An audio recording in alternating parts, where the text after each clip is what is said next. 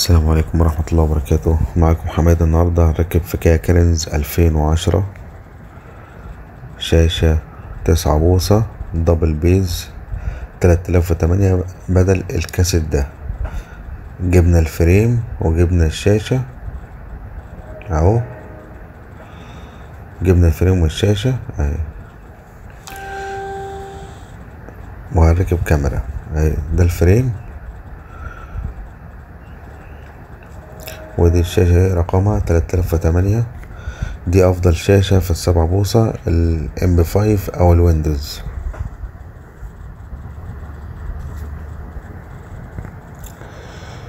صورة ممتازة. ده الضمان 2 سنين 24 شهر. ودي الوصلات، كابل الكهرباء وكابل للصوت او السماعات. وده شكل الشاشة اهي، 9 بوصة. تفرق عن الاندرويد بس في ان ديكي بتخش على النت، دي لا، لكن صورة امكانيات قوة واحد. شاشة 9 بوصة دبل بيز 3008. احنا كده بنجرب الشاشة في الفريم بتاعها، راكبة تمام وشكلها في منتهى الجمال اهي. هنحوش التكييف بقى ونفك التابلو كله عشان خاطر نركب التكييف تحت. ودي الكاميرا مكتوب عليها ايوه ب140 جنيه زي ما انتم شايفين اهي. كاميرا ليد.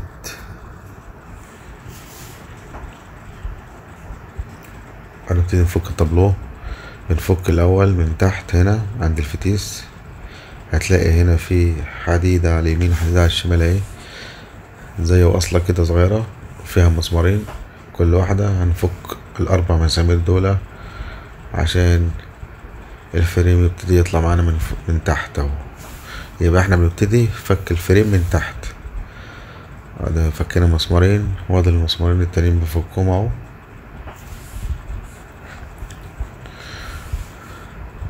ادي المسمار التالت، باقي مسمار واحد تاني وخلاص. خلي بالكوا دايما الحاجات اللي انا بعرضها دي اقوى وانضف حاجة في السوق. في حاجات انا مش بعرضها.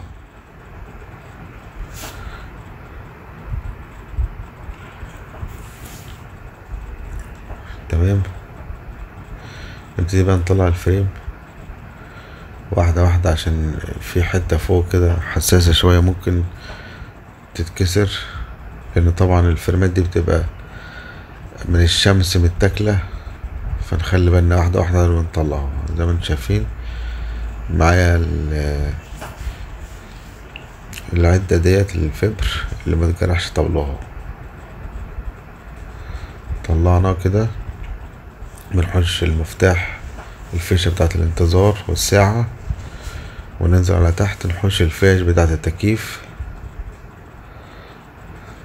يبقى هنا فوق انتظار وساعة، وفي المفروض ان الحتة البرتقاني ديت اللي في النص الانتظار دي بتنور. طبعا المفروض هي على اساسها بتنور، بس اكيد طبعا باظت مع الوقت. ليها فيشة برضو اهو. نفك الكاسيت كده، احنا طلعنا بالفريم. نفك الكاسيت، ركبنا الساعة اهو، والانتظار هنا في الفريم الجديد، والشاشة ركبناها والتكييف في منتهى الجمال. كل حاجة على وضعها، مفيش اي تعديل. حتى الفيش فيشة على فيشة اهو، فيشة على فيشة. كده احنا هنروح نركب الكاميرا. كده احنا سيبنا الكاسيت كده، حطيناه كده على الطاولة كده. ادي الكاميرا اهي بعد ما ركبت. نشوف شكل الكاميرا ايه اهي. ادي الكاميرا. قبل ما نقفل لازم نجرب الكاميرا. وادي الMP3 شغال. تفصل تجيب مارشاليت، تجيب الكاميرا معاك اهي. صورتها في منتهى الجمال. هي مش ليد الكاميرا، هي كاميرا عادية بس صورتها فول اتش دي مش اتش دي كمان. احنا كده هنثبت الشاشة مكانها اهو، عشان بعد كده نشوف باقي الامكانيات، عشان نشوف مع بعضنا باقي الامكانيات بتاعت الكاسيت. يبقى احنا ركبنا الفريم الجديد، ركبنا فيه التكييف، مفتاح التكييف والشاشة والانتظار والساعة اهو. احنا كده بنركب نفس الكلام بالظبط، نراجع كل حاجة زي ما كانت. 4 مسامير بالودن دي، والودن في ودنين اهم تحت لازم نركبه. تمام، احنا كده بنربط اهو.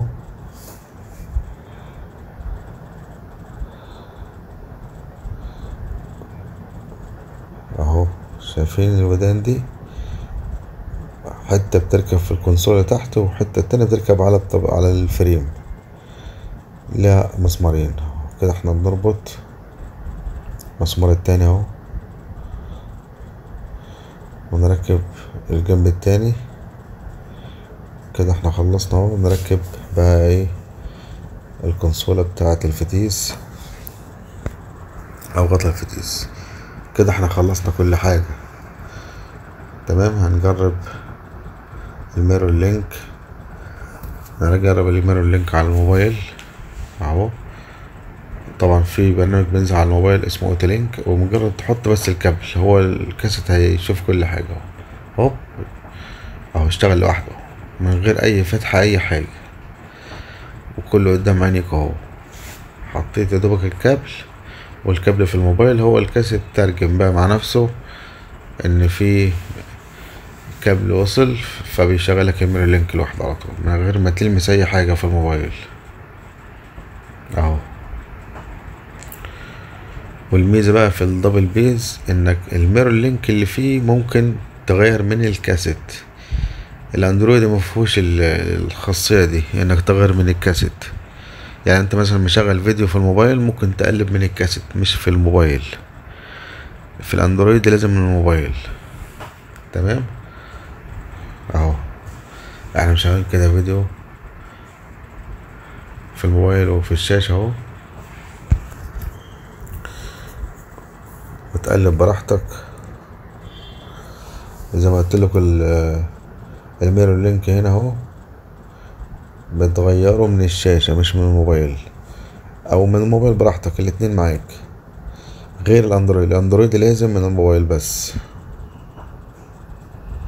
تمام، ده الشكل النهائي للشاشة. بصوا انا بقلب ازاي، بمد كمان اهو من الشاشة اهو اهو. بصوا بمد، دي في الدبل بيز بس، اللي هو الام 5 العادي. اي شاشة 9 بوصة ما فيهاش انك تغير من الميرور لينك في الشاشة. تمام، ودي الكاميرا اهي. يرجع الفيديو زي ما كان كاميرا. احنا كده على ميرور لينك، خلي بالكوا اهو. ودي كانت الشاشة 9 بوصة دبل بيز في كيا كيرنز 2010.